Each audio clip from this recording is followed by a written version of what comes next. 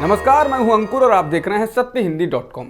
आइए एक नजर डालते हैं अब तक की सुर्खियों पर। बीजेपी के वरिष्ठ नेता और राज्यसभा सांसद सुब्रमण्यम स्वामी ने एयर इंडिया के लिए लगाई जा रही बोली में धांधली का आरोप लगाया है। उन्होंने इसको लेकर केंद्र सरकार को कटघरे में खड़ा किया।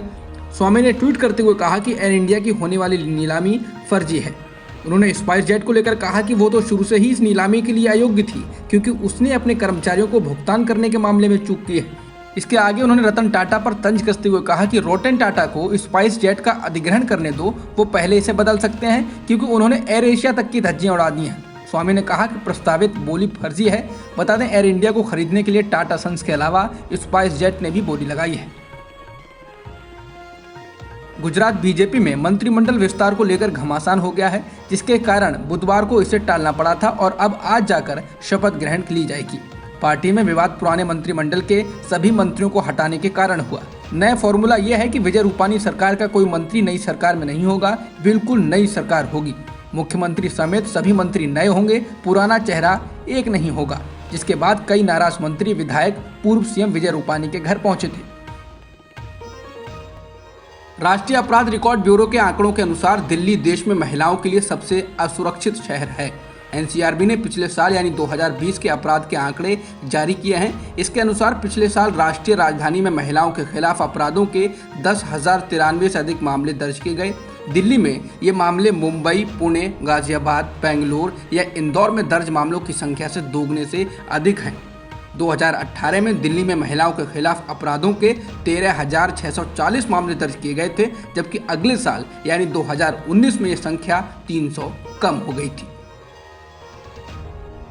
प्रवर्तन निदेशालय यानी ईडी ने गुरुवार सुबह एक्टिविस्ट और पूर्व सिविल सेवक हर्ष मंदर से जुड़े 3 ठिकानों पर छापेमारी की है। रिपोर्टों में कहा गया है कि मंदर के जर्मनी जाने के कुछ घंटे बाद ये छापे मारे गए हैं। मिली जानकारी के अनुसार दिल्ली में मंदर के वसंत कुंज स्थित घर और दक्षिणी दिल्ली के अदिचिनी में स्थित उनके एनजीओ के ऑफिस में छापे मारे गए हैं। प्रधानमंत्री नरेंद्र मोदी और उनकी कट्टर विरोधी पश्चिम बंगाल की मुख्यमंत्री ममता बनर्जी को टाइम पत्रिका के सबसे प्रभावशाली 100 लोगों की सूची में शामिल किया गया है। इस सूची में सीरम इंस्टीट्यूट ऑफ इंडिया के मुख्य कार्यकारी अधिकारी अदार पूनावाला का नाम भी है। मोदी के टाइम प्रोफाइल में कहा गया है कि एक स्वतंत्र राष्ट्र के रूप में अपने 74 वर्षों में भारत के 3 प्रमुख नेता रहे हैं, जवाहरलाल नेहरू, इंदिरा गांधी और मोदी।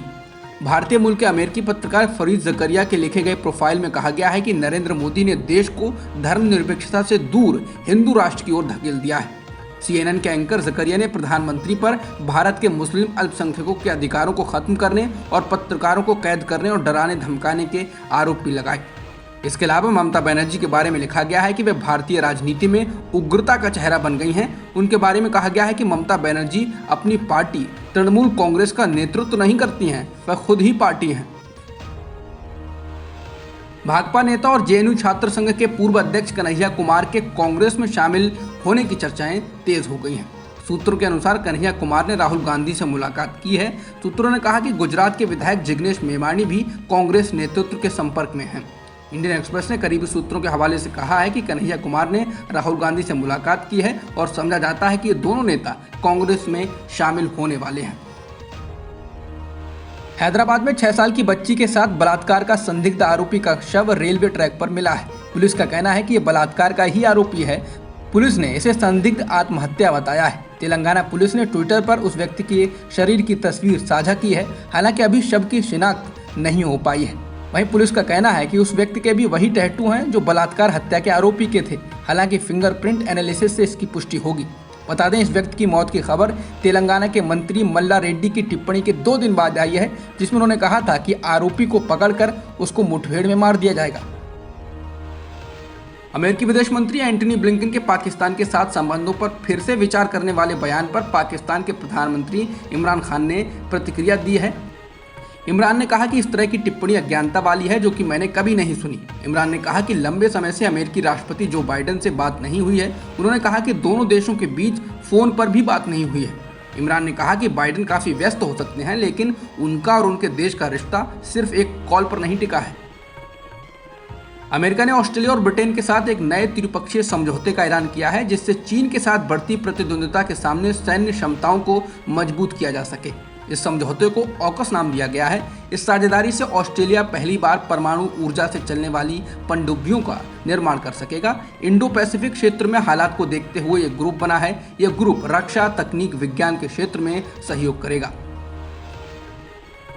भारत में पिछले एक दिन में 30,570 कोरोना संक्रमण के नए मामले दर्ज किए गए हैं। इसी समय के दौरान 431 लोगों की मौत भी हुई है।